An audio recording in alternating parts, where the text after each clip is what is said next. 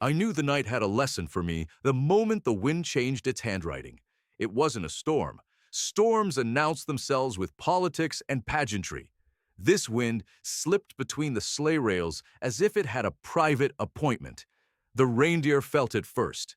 Their ears pricked, not with fright, but with the alertness of professionals who sense the job is about to become interesting.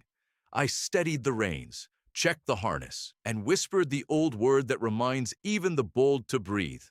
We lifted over a ridge stitched with pines and met the sky where I've worked my trade longer than calendars care to remember.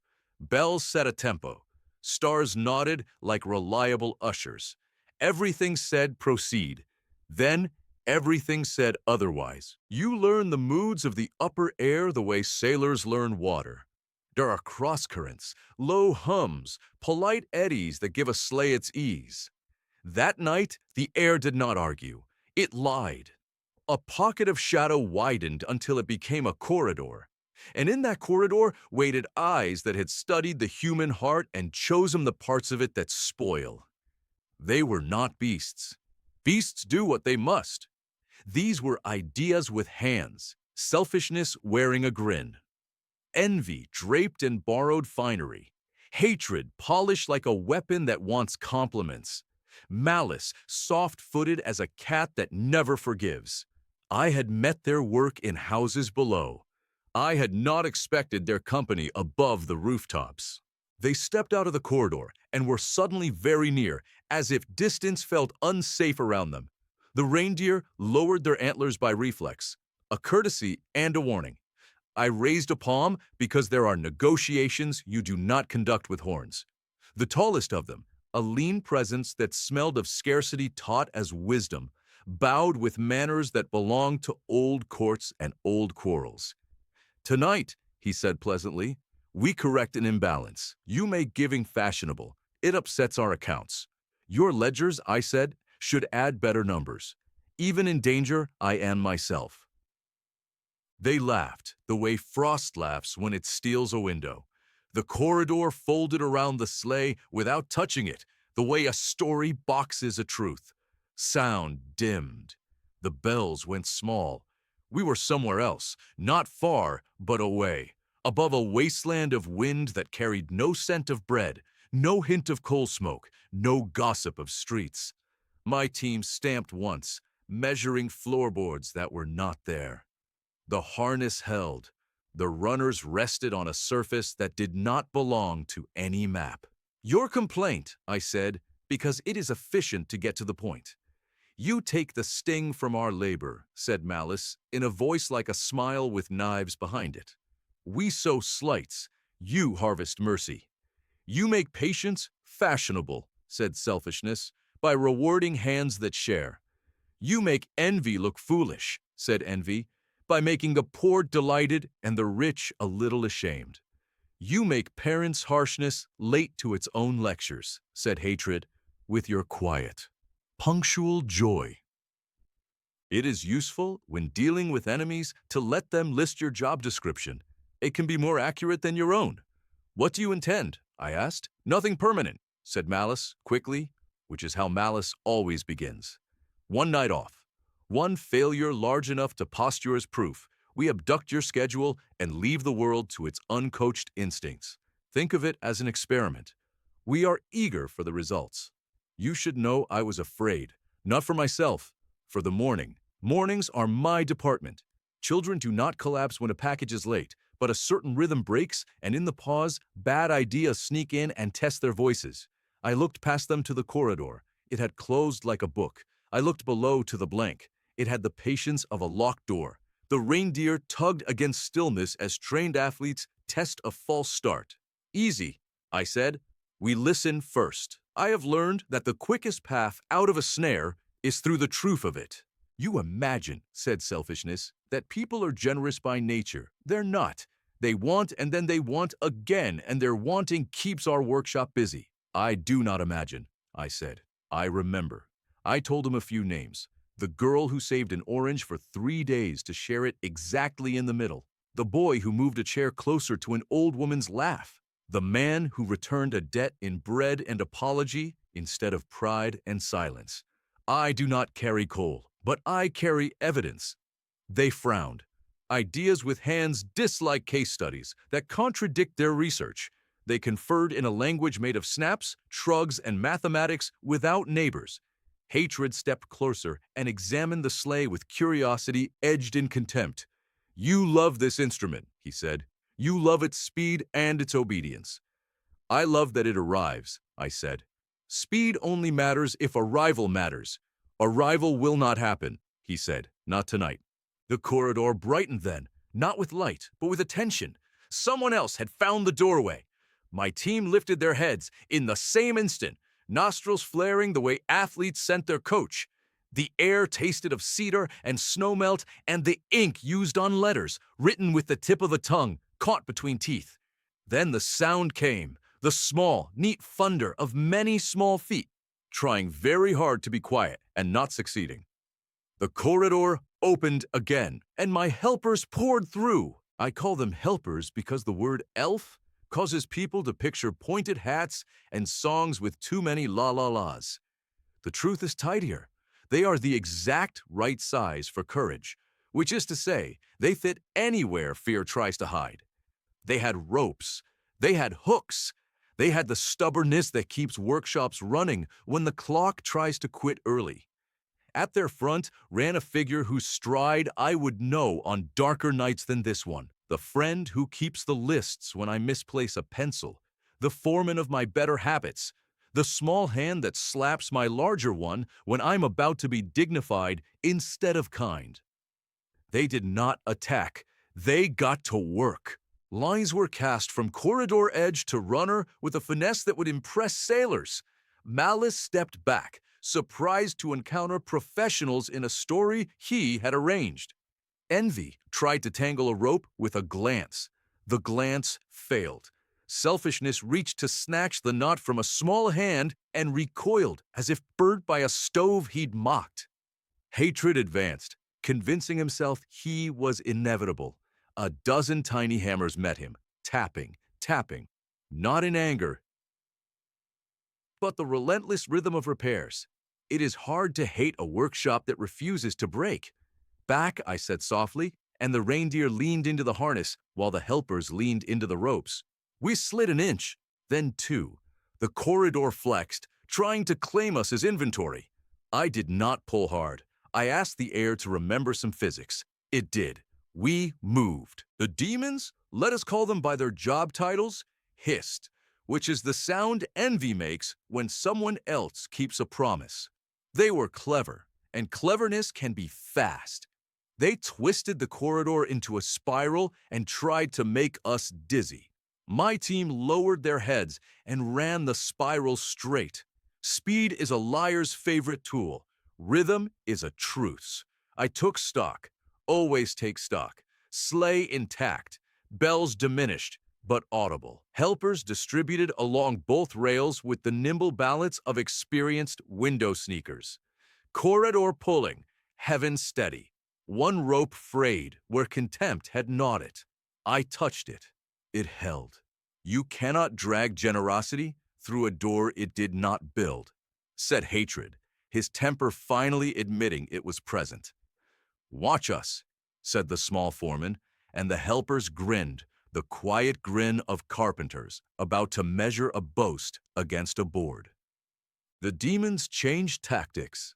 They left us where we were and flew the corridor outward into the streets to test their theory in the wild. Theft would be easier if generosity were late. Insult would land harder if help did not appear in time. Doors would close if a house could be convinced my knock had been canceled. This is when I felt the fear I had saved for later. But fear is a tool if you place it where it belongs, at the very front of caution and nowhere near your hands. Hold, I told the team. Work, I told the helpers. Think, I told myself. If the corridor was a story, we needed an editor. I remembered the back way. This job is part deliveries, part cartography. You learn not only the roads and roofs, but the spaces between kinds of kindness. There is a seam that runs through every city, a thin, unadvertised path made of agreements and borrowed sugar and the sound of someone tapping twice on a shared wall when the kettle is ready. I call it the neighbor line. It is invisible. Unless you need it, then it is as strong as a braided rope and as particular as a house key. I reached for it now, not with hands, but with the exact word a grandmother in a fourth-floor flat uses when she calls a teenager in from the stairwell without shaming him. I said, "Home." The corridor shuddered. It did not break, but the spiral loosened, the way a cruel argument loosens when someone refuses to be clever and decides to be kind. I felt rooftops below, each one making its little light. A dog barked once and decided all was well. A policeman tucked his scarf tighter and thought of his own children. A nurse stepped into air that smelled of bleach and winter and let her shoulders drop an inch before lifting them again for work. The neighbor line brightened along those gestures. It caught the runners. It caught us. "Go," I whispered to the reindeer, and they did. The helpers hauled with inappropriate optimism. The corridor dragged at us like regret. We inched forward along the unadvertised rope of ordinary decency. The demons tried to cut the line by making small horrors look practical. A bully raised his hand. A woman withdrew hers. A shopkeeper closed early to avoid an awkward gift.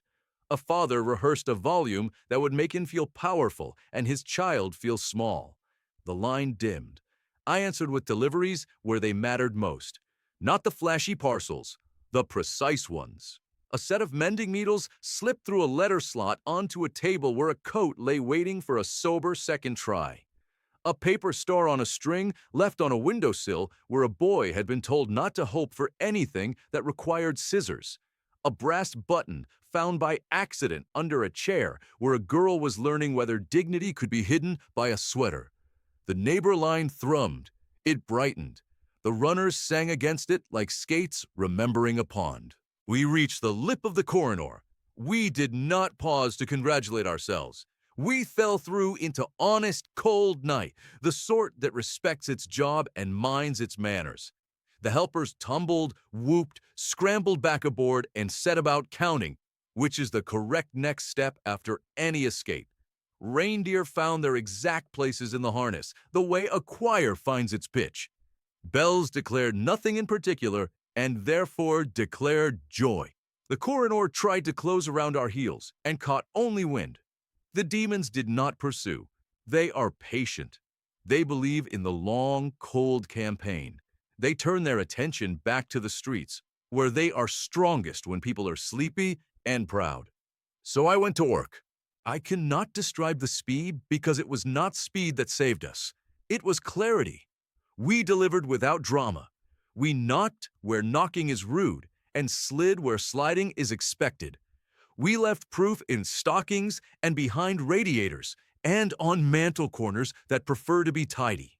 In 3 houses, I wrote a note instead of leaving a gift. "Say you are sorry first," one said. "Ask again, but this time ask for less," said another. "This will not fix everything," said the third, "but it will begin something that can." Words are presents if you choose them carefully and do not wrap them in superiority. Midnight became later. Rooftops unrolled under us like the ribbon of a well-wrapped parcel. I saw the demons twice more, working the edges, trying to recruit by whisper. At one door, a boy peeked into the corridor and felt important in the worst way. I left on his step a battered, second-hand harmonica that made the exact note his granddad had taught him last summer. The boy paused. Importance drained. Music took its place. He went inside. At another, a woman sat up with anger in her lap, like a cat she had trained too well. I left a letter that remembered who better than she had remembered herself. She blinked and folded the anger into laundry. It will come back. It always does, but not tonight.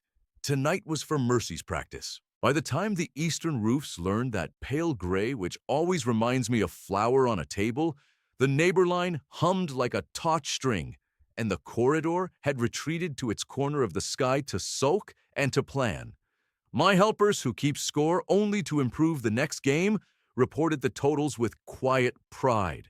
The team shook their collars as if cold were a rumor, and we had disproved it. I drank the last of the cocoa that had begun warm, gone lukewarm, and was now the exact temperature of a memory.